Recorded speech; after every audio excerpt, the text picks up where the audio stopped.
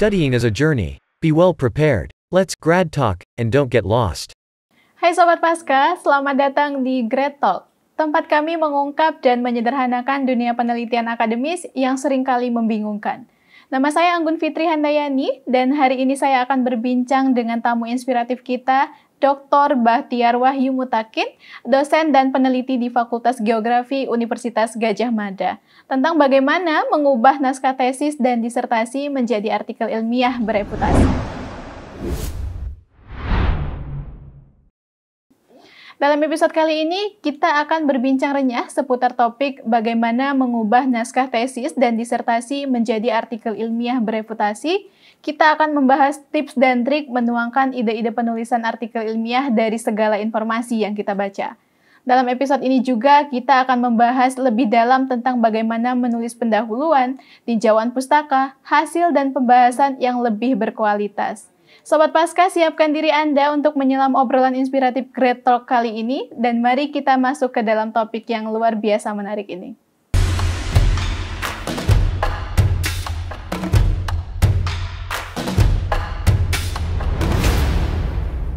Telah hadir bersama kita pada kesempatan kali ini Bapak Bahtiar Wahyu Mutakin. Beliau ini merupakan salah satu dosen geografi di Universitas Gadjah Mada. Selamat datang Bapak Bahtiar.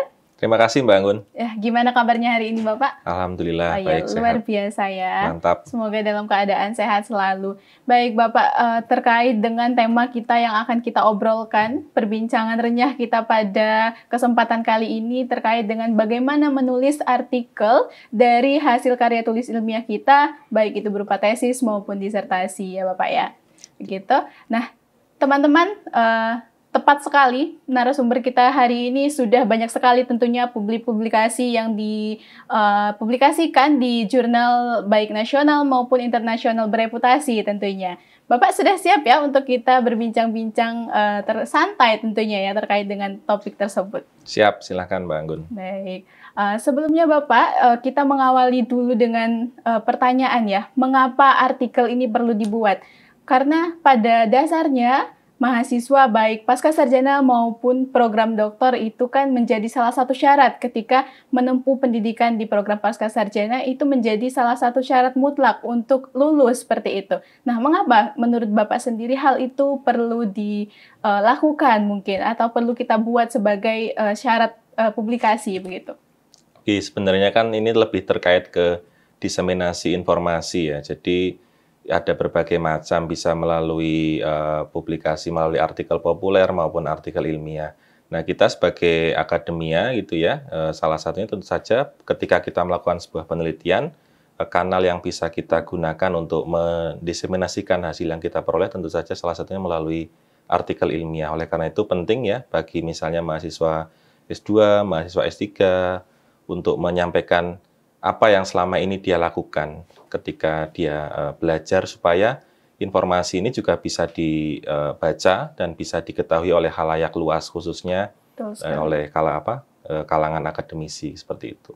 Seperti itu ya Pak ya. Karena ketika kita sudah membuat disertasi ataupun tesis yang bagus dan manfaatnya ini bisa meluas seperti itu, cukup baik sekali memang untuk dipublikasikan begitu ya Pak ya. Iya, tidak hanya tersimpan di perpustakaan, tapi orang-orang juga bisa baca hasil kita. Dan harapannya kan memang untuk memperbaiki atau memberikan masukan begitu ya kepada kebijakan-kebijakan pemerintah mungkin ya untuk selanjutnya dapat dikembangkan begitu ya Pak ya. Baik, untuk penulisannya itu sendiri Bapak, artikel dan disertasi itu kan merupakan hal yang berbeda begitu. Penulisannya juga sistematisnya itu juga berbeda begitu ya Pak ya. Mungkin dari Bapak Bahtiar sendiri, dari pengalaman-pengalamannya, apakah ada trik khusus atau tips untuk menulis artikel itu dengan mudah begitu? Jadi yang pertama kalau kita pernah mendengar istilah you are what you eat gitu ya, Anda adalah apa yang Anda makan, itu juga berlaku ketika Anda melakukan penulisan gitu, you are what you read gitu. Kalau misalnya Anda ingin menulis dengan baik, tentu saja Anda juga harus banyak membaca. Membaca di sini tentu saja artikel-artikel ilmiah yang nanti akan digunakan sebagai referensi ya. Kalau misalnya hanya iklan, kemudian tulisan di jalan itu juga membaca, tapi tidak akan membantu untuk memperbaiki atau meningkatkan kualitas dari tulisan ilmiah yang sedang teman-teman susun seperti itu. Betul sekali ya Pak ya, memang perlu pembelajaran juga ya dari diri kita sendiri untuk mengetahui apa yang akan kita tuliskan begitu ya Pak ya. Mungkin terkait dengan artikel, penulisannya mungkin kita dari tahap-tahapnya terlebih dahulu ya Pak ya. Ketika kita ingin mempublikasikan suatu artikel kita ke jurnal nasional maupun internasional, contohnya ini tentu terdapat guideline atau aturan penulisan begitu di suatu jurnal tersebut begitu. Apakah memang nanti kita itu menuliskan semuanya Pak? Apa yang kita tuliskan di karya tulis kita tuliskan kembali di artikel tersebut? Jadi yang pertama perlu diketahui ya Mbak Anggun ya, kalau artikel itu kan ada berbagai macam ya. Ada artikel penelitian, kemudian ada review, kemudian ada case study, dan sebagainya. Nah itu nanti juga bisa ditentukan dari awal Anda akan menulis apa. Apakah akan menulis review, apakah akan menulis artikel dari hasil penelitian atau case study, itu juga perlu ditentukan dari awal. Kemudian ketika sudah menentukan, oh misalnya saya akan menulis review nih, atau artikel penelitian, jurnal mana yang nanti akan saya tuju gitu. Jadi dari awal sudah jelas tujuannya akan ke jurnal mana. Karena apa? Karena masing-masing jurnal itu punya gaya penulisan yang berbeda-beda. Jadi biasanya kita tuh kebanyakan mahasiswa tuh menulis dulu terus nanti baru nyari jurnal gitu.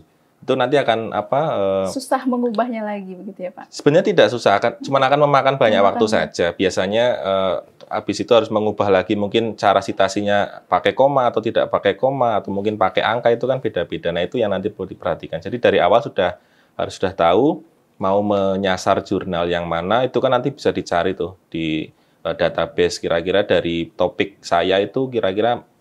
Nah itu dari bacaan-bacaan kan juga bisa terdeteksi, oh topik ini tuh di jurnalnya ini, topik ini jurnalnya ini. Nanti sudah jelas saya mau ke jurnal X misalnya. Nah, udah tinggal dibaca aja panduan untuk autornya itu seperti apa, nanti tinggal diikuti. Jadi selesai, yaudah langsung submit, nggak perlu ngubah-ngubah lagi. Itu kan mempersingkat waktu juga. Mempersingkat waktu juga ya Pak ya. Baik, poin pentingnya yang saya tarik mungkin memang kita harus mencari apa yang kita tuju gitu ya Pak ya, jurnal mana yang kita tuju sehingga mungkin lebih meminimalisir waktu kita untuk publikasi begitu ya Pak ya. Mungkin ketika kita sudah mengetahui jurnal mana yang akan kita tuju, kita mulai membuat nih Pak, membuat artikelnya begitu. Seperti yang kita tahu, artikel penelitian itu mempunyai banyak bagian-bagian begitu ya Pak ya, baik dari abstrak, pendahuluan, subjek, metode, begitu hasil sampai dengan referensi begitu ya Pak ya. Mungkin di dalam penulisan pendahuluan nih Pak biasanya, apakah semua yang kita tuliskan di karya tulis kita di awal, di latar belakang tadi kita tuliskan kembali itu di artikel? Jadi yang perlu menjadi perhatian adalah artikel itu kan versi singkatnya dari apa yang kita tulis di tesis maupun disertasi ya, dan kadang juga tinjauan pustaka juga kita bisa olah menjadi artikel review gitu.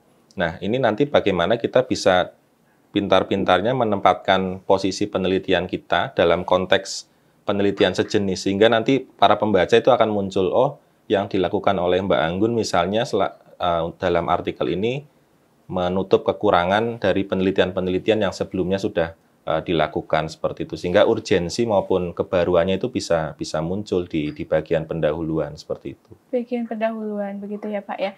Nah kembali lagi Pak, mengutip sitasi begitu ya Pak ya. Di karya tulis kita dan di artikel kita itu apakah citasinya itu sama Pak nantinya? Apa kita mengolah kata kembali untuk mengurangi plagiarisme mungkin ya di artikel itu? Apakah tetap sama saja atau tidak perlu mengubah begitu? Jadi kalau misalnya dari awal kita sudah melakukan parafrase dari berbagai macam informasi yang kita peroleh gitu ya, saya rasa bisa juga sama dengan apa yang sebelumnya sudah ditulis, atau bisa juga nanti berbeda kalau misalnya ada informasi baru nanti bisa dikembangkan lagi seperti itu. Dan yang paling penting adalah terkadang para penulis itu lupa bahwa informasi itu kan terus berkembang ya. Betul. Jadi referensi-referensi yang mereka gunakan juga sebaiknya memang referensi-referensi yang mutakhir. Tujuannya apa? Supaya meminimalisir informasi itu sudah atau masih relevan gitu loh. Terkadang kita pakai referensi misalnya tahun 2000 itu dari sekarang tuh ternyata udah 20 tahun yang lalu ya. Apakah informasi itu tuh masih relevan atau enggak gitu. Nah itu kan yang perlu diperhatikan. Kalau misalnya informasinya masih relevan, oke lah kita gunakan untuk dalam artikel kita. Tapi akan menjadi bahaya ketika informasinya itu sudah tidak relevan lagi. Ketika kita gunakan, artikel kita tidak masuk akal gitu kan. Nah ini informasinya sudah berubah, tidak seperti ini lagi. Harusnya kan bisa diupdate dengan referensi yang lebih baru gitu. Betul sekali, Bapak. Berarti nanti ketika kita sudah karya tulis kita sudah jadi nih, Pak. Apakah sebaiknya memang kita itu langsung menulis artikel atau memang tidak apa-apa nih berjarak, asalkan ketika kita menulis artikel, informasi yang kita tuliskan di artikel tersebut memang terbaru begitu? Sebenarnya yang terkait dengan penulisan itu ya, kalau sudah menulis dengan baik di disertasi atau tesis itu sebenarnya tinggal dipindahkan lagi. Nah, itu tadi kembali lagi ke yang saya sampaikan di awal. Kalau Anda sudah banyak membaca berarti kan sudah terekspos dengan berbagai macam informasi. Jadi sudah tahu bahwa informasi ini tuh masih relevan, informasi ini masih relevan. Oh, ternyata informasi ini sudah tidak relevan lagi. Kan ada beberapa topik yang itu perkembangannya sangat cepat ya, misalnya terkait dengan mikrobiologi atau mungkin kalau di bidang saya mungkin terkait dengan penggunaan lahan, kebencanaan itu kan sangat cepat ya, itu perlu diperhatikan informasi-informasi seperti itu sih. Memang perlu keterbaruan gitu ya Pak ya, untuk informasinya yang kita tuliskan di dalam artikel tentunya ya Pak ya. Nah, ketika itu kita sudah menulis artikel, mungkin ada step berikutnya apa Pak yang harus kita lakukan untuk menyusun artikel itu tertata dengan rapi seperti itu dan penulisannya itu mudah dipahami pembaca sehingga pembaca ini sekali membaca itu cukup mengerti begitu apa konteks yang akan dibahas di dalam artikel begitu. Iya, jadi yang paling penting memang kita bisa minta tolong orang yang di luar bidang kita ya untuk membaca apakah dia bisa memahami apa yang kita tulis. Karena bagaimanapun kan kita menulis itu kan bukan untuk diri kita ya. Betul. Kita menulis untuk orang lain supaya orang lain paham. Ketika misalnya orang lain kita minta tolong untuk membaca kok dia tidak paham dengan apa yang ingin kita sampaikan, berarti kan ada yang salah di situ. Apakah gaya penulisan kita atau mungkin cara penulisan kita. Karena terkadang kan mahasiswa itu menulis tuh satu paragraf tebal gitu. Jadi itu kan ketika paragrafnya terlalu tebal, informasi yang ingin disampaikan malah akhirnya jadi tidak tersampaikan dengan baik seperti itu. Kemudian juga yang sering ditemukan itu pada bagian pembahasan penulis baru itu hanya melakukan monolog gitu loh, seperti drama gitu ya, bahwa saya ini seperti ini, tapi tidak muncul diskusi di situ, tidak muncul perbandingan dengan penelitian lain yang sejenis gitu ya. Hasil saya seperti ini, penelitian lain seperti apa, kenapa kok beda, kenapa kok sama. Nah, itu yang namanya pembahasan kan di situnya. Kebanyakan artikel-artikel yang kami terima gitu ya di jurnal kami, kemudian kami tolak atau kami minta revisi karena di bagian pembahasannya itu ya hanya sekedar monolog gitu. Dia hanya sekedar berbicara tentang dirinya sendiri, hasil yang ia peroleh tanpa ada diskusi di dalamnya gitu. Artinya memang itu poin penting yang harus dibahas juga ya Pak di dalam artikel, perbandingan dengan penelitian-penelitian sebelumnya mungkin begitu ya. Iya. Dan yang sebelum ke tahap diskusi begitu Pak, penulisan artikel di tahap diskusi ada yang namanya hasil. Nah, di mana penelitian kuantitatif dan kualitatif itu berbeda untuk penyajian hasilnya begitu ya Pak ya.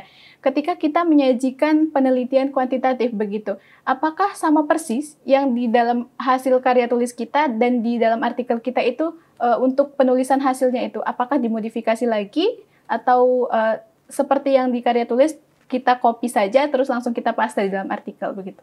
Nanti tinggal disesuaikan dengan ininya saja, itu kan lebih ke visualisasi datanya ya, monggo nanti bisa dalam bentuk peta atau mungkin dalam bentuk grafik, tabel. Nah itu kan sebenarnya informasi atau sarana pendukung itu kan akan menambah nilai dari artikel yang sedang ditulis itu. Kalau kita hanya sekedar kata-kata gitu ya, bla bla bla bla, itu kan selain memakan banyak tempat juga pembaca juga akan mungkin lelah gitu ya membacanya. Tapi kalau kita tampilkan dalam bentuk grafik atau dalam bentuk gambar, tabel atau peta itu kan akan lebih mudah untuk pembaca itu memahami. Dengan catatan grafik, tabel dan petanya itu juga harus ada jelas gitu dan ada keterangannya baik gitu. Gitu ya.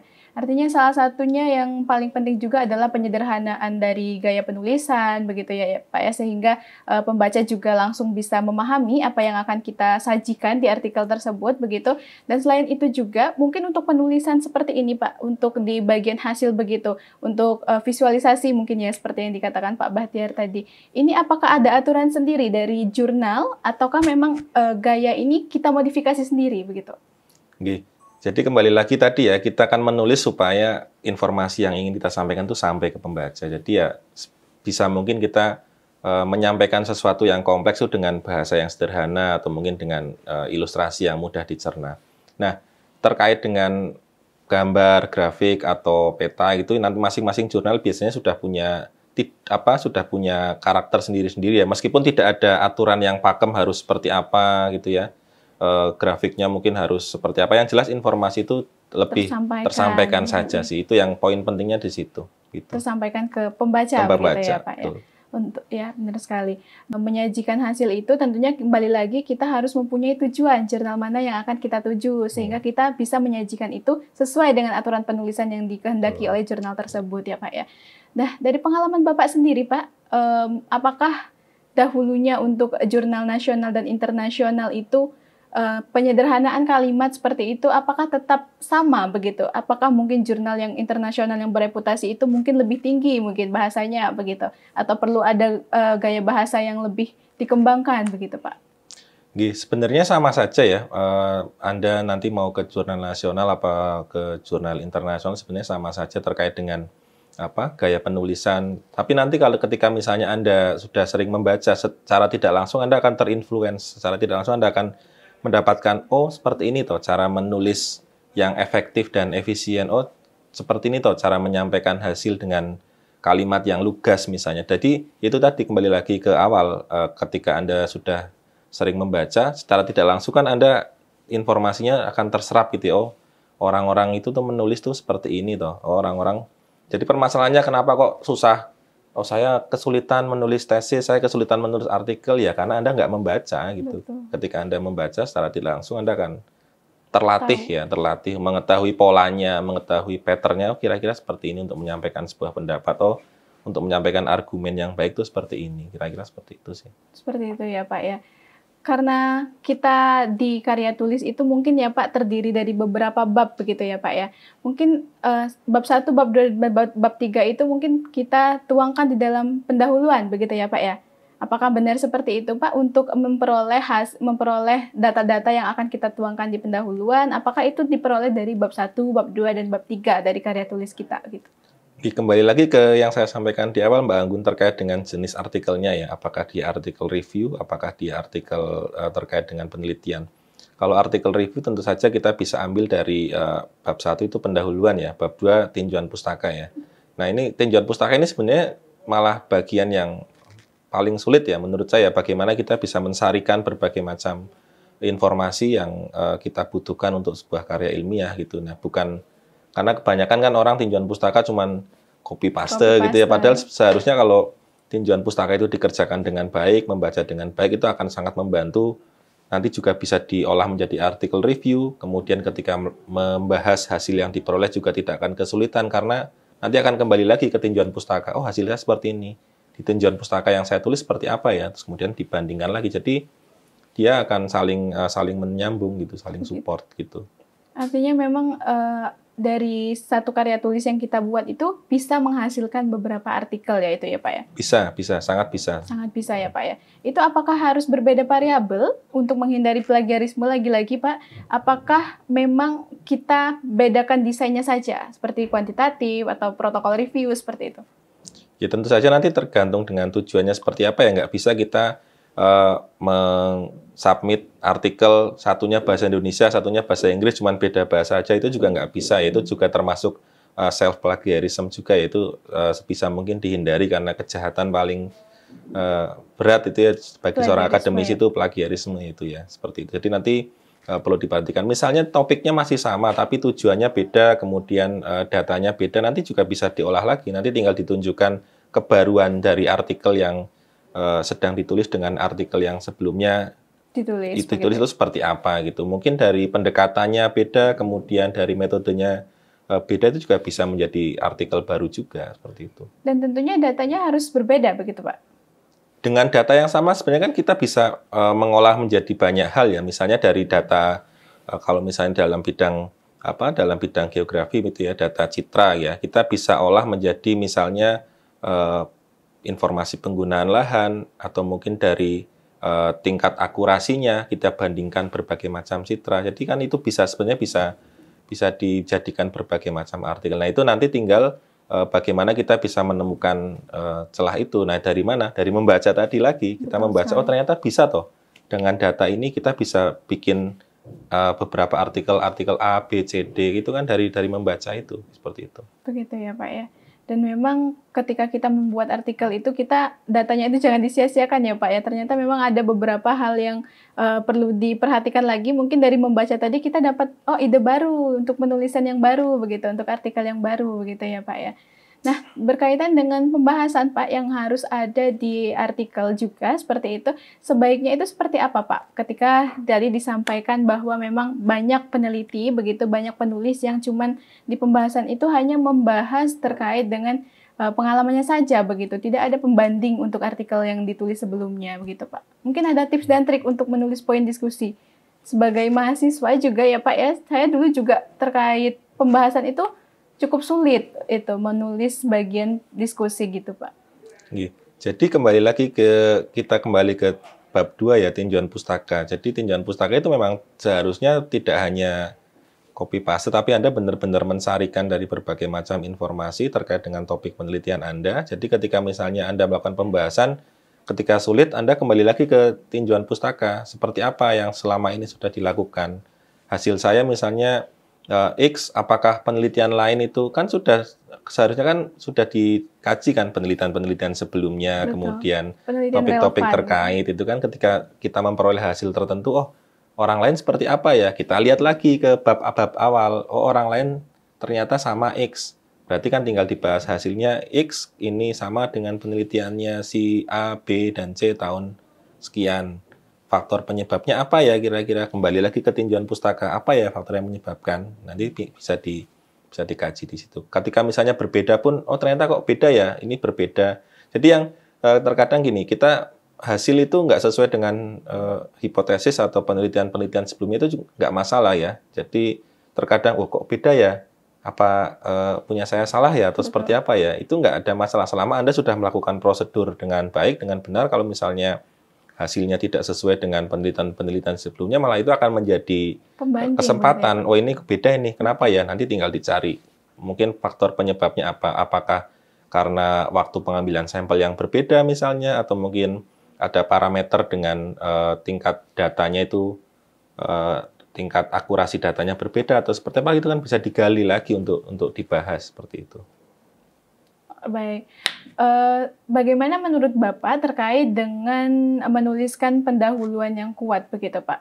Ketika peneliti itu bisa menuangkan ide-idenya dan itu tuh kuat terkait dengan referensi dan lain sebagainya, sehingga pembaca itu bisa memperoleh informasi ataupun mengutip kutipan kita begitu.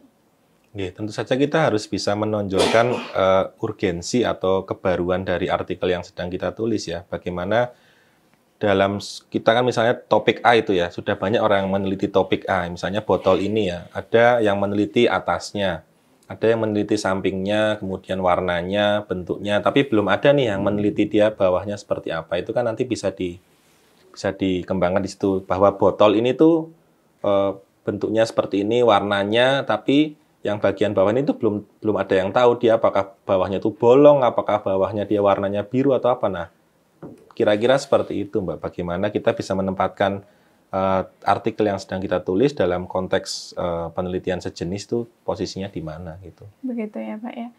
Dan selanjutnya itu bagaimana menurut Bapak Bahtiar sendiri ya Pak, kita itu menuliskan atau melihat tinjauan penelitian kita itu dengan baik begitu? Tentu saja tadi ya, ketika kita sudah banyak membaca, seharusnya sudah bisa dengan informasi yang masih relevan ya, kita bisa melihat apakah apa yang kita tulis itu masih bisa diterima atau enggak, seperti itu sih. Jadi nanti dilihat, kira-kira informasi ini masih relevan dengan kondisi sekarang atau tidak. Sebenarnya lebih ke situ aja sih. Perlu pemahaman juga ya Pak ya, apa yang terbaru saat ini begitu ya Pak, sehingga betul. Untuk kita menuliskan artikelnya itu penuh keterbaruan penelitian begitu ya Pak ya. Betul. Apakah di semua jurnal itu mempertimbangkan terkait dengan novelty begitu Pak? Tentu saja setiap jurnal itu mempertimbangkan ya.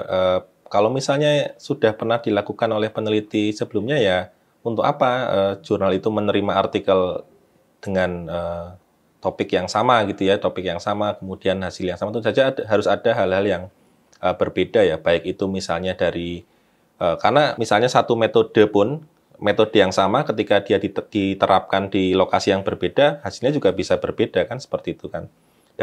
Metode yang sama, datanya berbeda, juga nanti hasilnya juga akan berbeda juga. Jadi tetap nanti tinggal kita bagaimana dalam tanda petik menjual ya, artikel yang sedang kita tulis ini loh, artikel saya tuh berbedanya di sini dengan penelitian-penelitian sebelumnya gitu. Jadi kalau sudah pernah dilakukan sebelumnya ya biasanya kan kalau kita sebagai reviewer ya, kita menilai sebuah artikel kan kita akan menilai tingkat kebaruannya, kemudian apakah dia punya sumbangsih untuk kemajuan ilmu, dia misalnya dari skala 1 yang paling rendah hingga skala 4 yang paling tinggi, dia skala berapa gitu. Begitu. Memang harus diperhatikan ya Pak ya, memang untuk keterbaruannya ini karena menjadi poin penting juga saat kita untuk publikasi gitu ya Pak ya. Dan terkait dengan diskusi lagi Pak, mungkin tadi hal yang bisa saya tarik kesimpulannya adalah diskusi yang baik itu adalah menempatkan penelitian kita ini dengan penelitian lain itu ada perbandingannya bagaimana begitu ya Pak ya. Apakah pembahasan di diskusi itu tadi sampai kepada hasil-hasil penelitian sebelumnya Pak? Apakah cuma kita bahas dari desainnya atau kita cuma bahas di pendahuluannya saja, ternyata ini datanya di sini, perbedaannya adalah dilakukan di sini begitu. Ya, jadi kan kalau bab itu kan result and discussion ya, hasil dan pembahasan itu kan dari hasil kita, kemudian kita lihat seperti apa hasilnya, kemudian kita bandingkan dengan hasil-hasil penelitian lain yang sejenis. Misalnya hasil saya adalah botol ini tuh hitam gitu. Apakah sama dengan penelitian yang lainnya? Ternyata penelitian orang lain tuh menyebutkan bahwa botol itu nggak hanya hitam, ada yang misalnya warnanya hijau atau biru. Nah itu kan bisa dibandingkan di situ. Oh ternyata yang hitam itu botolnya Pascasarjana UNS. Oh botol yang biru tuh botol departemen yang lain, hijau departemen yang lain, ini bisa kan akan muncul diskusi di situ. Jadi muncul pembahasan diskusi ilmiah itu yang sering kali hilang dalam sebuah artikel yang ditulis oleh teman-teman di S2 dan S3. Baik, mungkin memang salah satu ketakutannya untuk menulis perbandingan begitu karena penelitiannya tidak sesuai dengan penelitian sebelumnya. Seperti itu memang tidak masalah ya Pak, harusnya ya Pak ya? Iya, kalau hasil yang kita peroleh ya. Jadi kalau biasanya saya punya kayak pengalaman dulu saya punya asumsi bahwa jadi penelitian saya itu kan tentang letusan Gunung Api Samalas ya tahun 1257. Saya punya asumsi bahwa letusan itu tuh menghasilkan tsunami. Ternyata setelah saya analisis, ngambil sampel di lab gitu ya, ternyata nggak menghasilkan tsunami. Ya nggak masalah gitu, saya sampaikan aja, oh ternyata nggak menghasilkan tsunami. Tapi ada loh tsunami, berarti tsunami-nya bukan karena gunung api dong. Ada faktor lain. Ada faktor lain yang mengakibatkan tsunami. Berarti kan itu jadi celah, oh apa ya faktornya ya. Jadi kan saya harus membaca lagi, membandingkan, oh ini jadi akan muncul diskusi gitu. Jadi meskipun hasilnya tidak sesuai dengan apa yang kita harapkan, nggak masalah gitu. Yang penting salah itu nggak masalah, yang penting jangan bohong gitu ya. Kalau peneliti kan gitu, hasilnya tidak sesuai nggak masalah, nanti tinggal dibahas saja. Yang penting jangan ngotak-ngatik hasilnya biar sesuai dengan hipotesis atau seperti apa, itu justru yang berbahaya. Itu namanya untuk pembohongan publik juga ya Pak ya, karena menuliskan hal yang, dan itu menjadi satu kejahatan juga untuk akademisi ya Pak ya, ketika mengubah-ubah data seperti itu. Dan ketika hipotesis penelitian kita tidak sesuai begitu, tidak sesuai dengan hasil yang kita harapkan itu Pak, tidak apa-apa untuk dipublikasi atau memang ketika hipotesisnya tidak sesuai, kita simpan sendiri saja begitu Pak? Tidak masalah, dipublikasikan saja, tentu saja dengan argumen-argumen yang kuat, kenapa kok bisa tidak sesuai gitu. Seperti saya juga saya publikasikan juga hasilnya, ternyata tidak menghasilkan tsunami. Kenapa kok tidak menghasilkan tsunami? Karena saya jelaskan argumen-argumennya, tidak masalah seperti itu. Dan ternyata ini juga ya Pak ya? Iya, bisa menambah pembahasan, oh kenapa kok nggak terjadi tsunami, kenapa ya? Gitu kan, jadi muncul pertanyaan, harusnya bisa dong, Krakatau aja bisa, masa ini nggak bisa? Oh, berarti kita kan kenapa ya nggak bisa? Karena mungkin materialnya berbeda, atau mungkin jarak ke lautnya berbeda, kan bisa jadi muncul pembahasan juga, seperti itu. Begitu ya Pak ya. Untuk pembahasan itu, apakah perlu ada kesimpulan lagi dari pembahasan yang dituliskan begitu di dalam artikel? Apakah di paragraf terakhir mungkin, atau kalimat terakhir, apakah perlu kita menyimpulkan dari hasil pembahasan kita itu ketika kita menulis artikel? Nanti untuk terkait dengan kesimpulan lebih detailnya di bagian kesimpulan saja gitu ya. Pembahasan lebih ke membahas hasil yang kita peroleh saja. Jadi kalau lebih fokus ke kesimpulannya, ada bagian sendiri di bagian kesimpulan saja, Mbak, gitu. Baik, artinya memang di pembahasan cukup poin-poin yang kita bahas saja begitu ya Pak ya. Untuk menyimpulkan dari hasilnya itu di poin sendiri begitu ya Pak ya.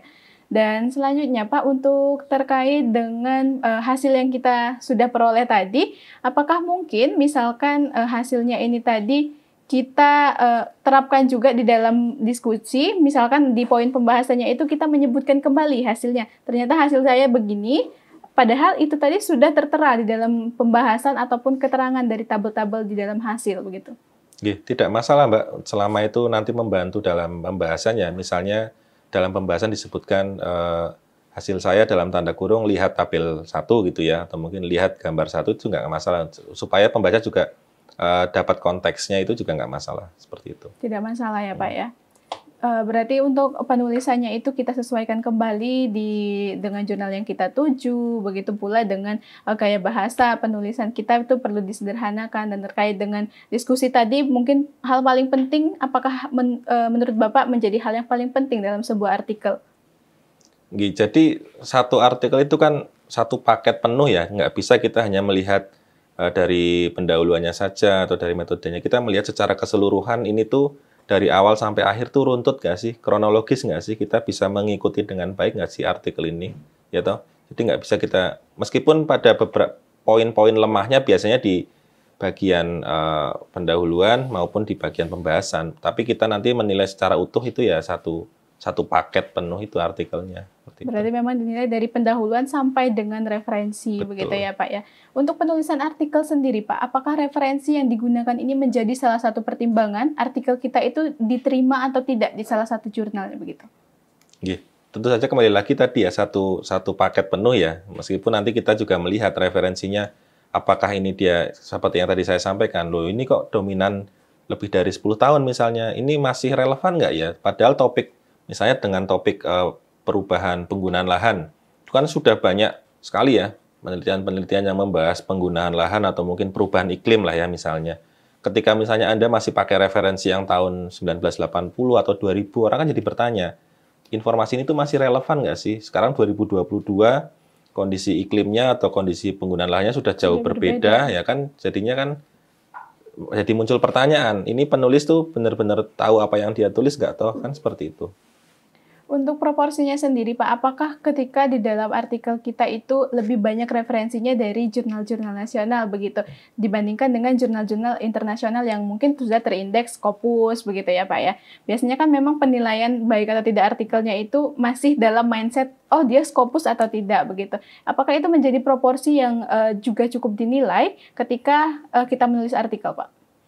Kalau saya pribadi nggak melihat seperti itu ya. Jadi tetap nanti kita lihat juga dari relevansi informasi yang ditulis itu. Jadi kalau misalnya karena terkadang banyak ya orang-orang yang memang tujuannya dia menulis supaya banyak dibaca oleh kalangannya sehingga nanti bisa mengakibatkan ada perubahan kebijakan misalnya. Kalau di jurnal internasional kan mungkin tidak dibaca dengan baik oleh pengambil-pengambil kebijakan, tapi ketika misalnya jurnal nasional kan dalam tanda petik cakupan atau jangkauannya dia bisa lebih luas ya seperti itu. Ada beberapa yang preferensinya dia menulis di jurnal nasional, meskipun ketika kita baca ini sebenarnya informasi ini bisa disajikan di jurnal internasional juga itu. Jadi kalau saya sebagai reviewer saya nggak masalah apakah dia banyak mengutip jurnal nasional ataupun jurnal internasional. Yang jelas informasi itu tuh kita lihat konteksnya. Kalau misalnya informasi itu sudah banyak ditulis oleh orang, ya dia harusnya juga harusnya juga bisa mengacu ke jurnal internasional juga, atau mungkin tidak hanya jurnal nasional, tergantung dia informasinya. Kalau misalnya perubahan iklim gitu kan sudah dikaji oleh banyak orang. Jadi kita tidak boleh dong kita hanya fokus di jurnal nasional saja yang misalnya cakupannya Indonesia gitu ya. Kita harus juga bandingkan juga dengan konteks global dia seperti apa gitu. Harus ada perbandingan juga ya Pak ya. Artinya memang ada proporsinya dari jurnal internasional juga untuk membandingkan keadaannya itu tadi ya Pak ya. Untuk referensi sendiri biasanya memang di karya tulis ilmiah itu tidak jarang kita temukan di menggunakan website-website begitu. Memang peraturannya kan harus ada di website-website yang terpercaya seperti WHO yang bisa digunakan seperti itu ya Pak ya referensinya. Apakah di artikel itu nanti ada juga proporsi dari penulisan daftar pustakanya begitu Pak? Apakah boleh website-website tadi lebih dari jurnal yang kita pakai sebagai referensi? Nggih. Kalau saya pribadi lebih suka kalau misalnya si penulis itu dia menulis dengan referensi-referensi yang banyak dari artikel-artikel ilmiah dibandingkan dengan misalnya buku atau website gitu ya. Kenapa? Karena saya sampaikan tadi, ilmu itu terus berkembang. Ya, ilmu itu terus berkembang, perkembangannya sangat cepat. Kalau misalnya kita hanya mengacu pada buku, kemudian website itu kan informasinya kadang terupdate-nya tuh lebih lambat dibandingkan dengan artikel-artikel jurnal gitu ya. Kalau artikel-artikel jurnal kan misalnya ada fenomena apa, langsung ada yang meneliti, kemudian hasilnya seperti ini, ya kan. Gitu ya, Pak.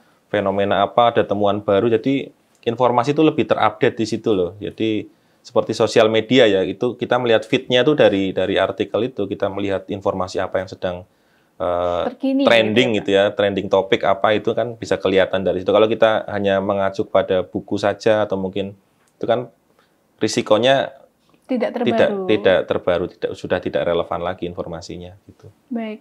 Saya punya contoh nih Pak, ketika kita menulis artikel, misalkan daftar pustaka yang kita gunakan itu ada 20 daftar pustaka. Bagaimana proporsi dari buku, artikel, maupun website tadi? Ada berapa-berapa yang harus kita bandingkan begitu? Misalkan ada 20 daftar pustaka, proporsinya ada berapa-berapa ini Pak? Kalau saya pribadi kok tidak pernah mendengar ada spesifik harus jumlahnya berapa ya. Tapi kalau secara normal aja, kalau misalnya lebih banyak dari website itu juga tidak baik ya. Kembali lagi ke yang sudah saya sampaikan tadi, lebih baik kalau misalnya dominan dari artikel ilmiah yang terbaru, yang termutakhir dengan sumber pertama. Jadi kadang yang kita temukan juga misalnya Anggun dalam Bahtiar gitu. Nah, itu kan sudah sama lah kayak misalnya takutnya informasi yang diperoleh itu sudah jauh menyimpang gitu loh. Misalnya saya menulis botol ini hitam gitu ya. Terus Mbak Anggun dalam artikelnya menyebutkan botolnya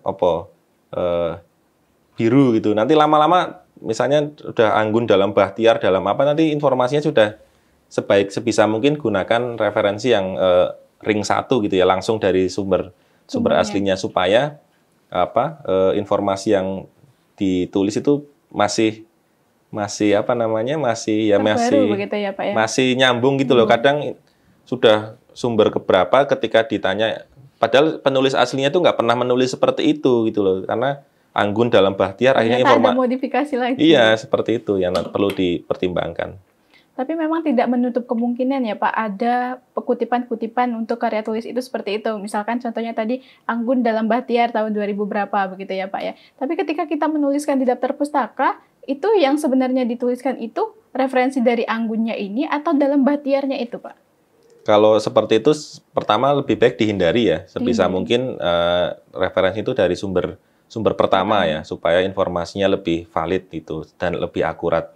Kalau misalnya terpaksa seperti itu, misalnya kita nggak bisa nih mencari sumber yang pertama itu ya, sebisa mungkin kita gunakan sumber lain yang lebih terbaru gitu, yang benar-benar kita yakin bahwa itu adalah sumber pertama, ataupun kalau terpaksa sama sekali nggak dapat, bisa menggunakan tetap Anggun dalam Bahtiar, nanti yang ditulis ya Bahtiarnya itu. Dalam Bahtiarnya itu ya Pak ya. Untuk ring pertamanya itu ya Pak ya, dianggap ring pertamanya adalah dalam siapanya itu ya Pak ya. Tapi sebisa mungkin dihindari untuk penulisan yang seperti itu. Nah, menurut Bapak sendiri di dalam artikel, misalkan kita perlu mengucapkan atau memang ada ucapan terima kasih kepada mungkin subjek penelitian kita, seperti itu, apakah cukup penting untuk dituliskan dalam artikel, Pak? Jadi beberapa artikel itu kan jurnal internasional maupun jurnal nasional itu kan ada bagian acknowledgement ya, atau ucapan terima kasih. Nah, yang menjadi perhatian di sini adalah nanti terkait, karena beberapa penelitian itu kan ada yang dia didanai oleh sumber dana tertentu ya, ini itu juga perlu disampaikan bahwa penelitian ini misalnya didanai oleh Sekolah Pascasarjana UGM, Sekolah Pascasarjana UNS gitu ya, dengan Grand Riset nomor sekian, itu juga sebagai acknowledgement bahwa ini adalah riset yang didanai oleh Sekolah Pascasarjana UNS seperti itu. Jadi itu juga penting gitu. Tapi tidak perlu kalau misalnya terima kasih kepada orang tua, kemudian Tuhan Yang Maha Esa, itu tidak perlu. Tadi pihak-pihak yang sekiranya mendukung dalam terlaksananya penelitian atau riset tersebut. Mungkin dari sumber dana si peneliti itu, atau mungkin pihak-pihak yang membantu proofreading, atau mungkin translate, atau mungkin dari diskusi, ya, atau mungkin ketika menulis itu mendengarkan musik-musik rock itu juga bisa disampaikan ya, tidak ada masalah, meskipun ya saya juga melakukan itu ya. Terima kasih kepada mungkin Via Valen atau Nela Karisma, itu nggak masalah. Motivasi ya Pak ya. Karena kan masing-masing orang itu punya pengalaman spiritual yang berbeda-beda ya. Siapa tahu memang dengan mendengarkan itu dia jadi termotivasi untuk menulis atau seperti apa, kan kita juga nggak tahu gitu. Di beberapa artikel juga ya Pak, mungkin saya pernah membaca di poin acknowledgement dan funding and sponsorship itu merupakan poin yang berbeda. Jadi sebaiknya ketika kita ingin mengucapkan ucapan terima kasih mungkin dari pendanaan dan sponsorship yang penelitian kita, itu sebaiknya diucapkan di acknowledgement atau di funding and sponsorship di jurnal. Jadi kalau di beberapa jurnal internasional ya, kalau kita submit lewat sistem itu ada opsi juga untuk funding, itu nanti kita bisa centang atau tidak ya. Kalau misalnya ada fundingnya, kita bisa centang di situ siapa penerimanya, kemudian pemberi donornya siapa, nomor risetnya berapa. Jadi bisa di bagian funding itu juga di acknowledgement juga bisa kita sampaikan juga, nggak masalah, itu bukan hal teknis yang krusial gitu. Baik, Pak. Tadi sudah dijelaskan bagaimana menulis pendahuluan yang ketika dibaca oleh pembaca itu langsung mengerti begitu apa konteks yang akan kita bahas, diskusi yang baik itu bagaimana, dan cara merepresentasikan hasil itu bagaimana yang baik begitu ya Pak ya. Terima kasih Bapak. Mungkin nanti ketika kita sudah menuliskan ada tips lagi nggak nih untuk kita menuju publikasinya begitu Pak? Jadi yang pertama ya tadi, sebelum menulis kita harus banyak-banyak membaca supaya terasup banyak informasi. Kemudian dari artikel kita juga nanti bisa menempatkan konteks artikel yang sedang kita tulis dalam konteks penelitian sejenis, kemudian data dan metode yang kita gunakan juga harus jelas, hasil yang disampaikan harus jelas dan lugas, kemudian nanti di bagian pembahasan nanti harus muncul diskusi ilmiah di sana, kesimpulan jangan lupa kembali lagi ke tujuannya apa, jangan sampai kesimpulannya X padahal tujuannya Y gitu ya, referensi-referensi nanti jangan lupa dipastikan dia informasinya dari referensi yang terbaru supaya informasinya mutakhir dan masih relevan, dan nanti tinggal submit ya, karena sebelumnya sudah menentukan kita mau ke jurnal mana kan, nanti tinggal submit ke jurnal yang kita tuju, nanti tinggal ditunggu saja untuk prosesnya, apakah nanti biasanya nanti editor akan melihat secara garis besar ya, apakah artikel ini layak untuk dikirim ke reviewer untuk direview atau langsung ditolak. Kalau biasanya dalam waktu singkat mendapatkan balasan itu ternyata ditolak, not a good sign ya. Biasanya itu dash rejected ya. Jadi menurut editor ini tidak cukup layak, mungkin dari metodenya atau datanya kurang itu ya. Tapi tidak masalah, itu juga menjadi proses ya. Nanti setelah masuk proses review bisa mendapatkan hasil apakah dia accept and in present form, tapi itu sangat jarang ya. Biasanya tetap harus ada revisi, meskipun itu nanti revisinya bisa major, bisa minor, nanti tinggal dijawab, disesuaikan dengan saran maupun masukan dari reviewer seperti apa gitu. Nah itu nanti tinggal ditunggu. Kalau misalnya reviewer atau editor puas dengan apa yang disampaikan oleh penulis terkait dengan jawabannya, nanti bisa diterima gitu. Tapi kalau misalnya belum puas, bisa juga nanti diminta untuk merevisi lagi seperti itu. Betul sekali, berarti kita harus tetap mengikuti langkah-langkah dari reviewernya sendiri atau editornya sendiri begitu ya Pak ya, setelah kita submit artikel kita. Nah mungkin Bapak, poin-poin penting apa saja nih yang menjadi tips bagaimana cara mengubah naskah disertasi ataupun tesis menjadi suatu artikel jurnal yang tentunya akan kita publikasikan ke jurnal internasional bereputasi begitu, ataupun baik di nasional maupun internasional.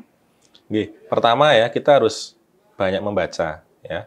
Kedua, kita harus tahu tujuan jurnal kita kemana. Nah, ketika kita sudah tahu tujuan jurnal kita kemana, balik lagi ke yang pertama, kita harus baca jurnal tersebut ya, polanya seperti apa, bagaimana si penulis itu menyajikan hasil, bagaimana menyampaikan argumen Nah, dari situ kita bisa dalam tanda petik, cara yang paling mudah kita meniru bukan meniru kalimat atau apanya sama persis, tapi kita meniru cara si penulis-penulis, gaya penulisan di jurnal tersebut seperti apa, kita bisa tiru, kemudian kita nanti pastikan hasilnya seperti apa, kita munculkan pembahasan di sana dengan tentu saja dengan referensi-referensi yang mendukung. Tidak, sebenarnya terbaru itu lebih ke supaya informasinya itu relevan. Kalau memang dia tahun 2000 tapi masih relevan, nggak masalah gitu. Tapi kan dilihat juga topik penelitiannya. Kalau misalnya sudah banyak yang melakukan, ya sebaiknya dengan sumber-sumber yang terbaru seperti itu. Baik, terima kasih Bapak untuk tips dan trik penulisan artikel tentunya yang akan diharapkan untuk kita bisa berpublikasi di jurnal nasional maupun jurnal internasional yang bereputasi. Menarik sekali Bapak memang topiknya. Terima kasih atas waktunya. Pada kesempatan kali ini kita membahas hal penting di dunia akademisi, begitu ya Pak ya, baik bagi yang sedang menjalankan sekolah pascasarjana ataupun mau yang sudah lulus untuk mempublikasikan artikelnya, begitu ya Pak ya. Terima kasih Bapak Bahtiar, sampai berjumpa pada kesempatan berikutnya. Terima kasih Mbak Anggun. Sekian obrolan inspiratif Grad Talk kali ini. Terima kasih Sobat Paskas kalian telah menyimak hingga akhir. Semoga inspirasinya bisa menjadi semangat bagi kita semua untuk bisa mulai mengubah naskah tesis dan disertasi kita menjadi artikel-artikel ilmiah yang bereputasi. Dan sampai jumpa di episode selanjutnya dengan tema-tema menarik lainnya seputar perkuliahan pascasarjana, penelitian, dan publikasi. Studying is a journey, get well prepared, let's Grad Talk and don't get lost.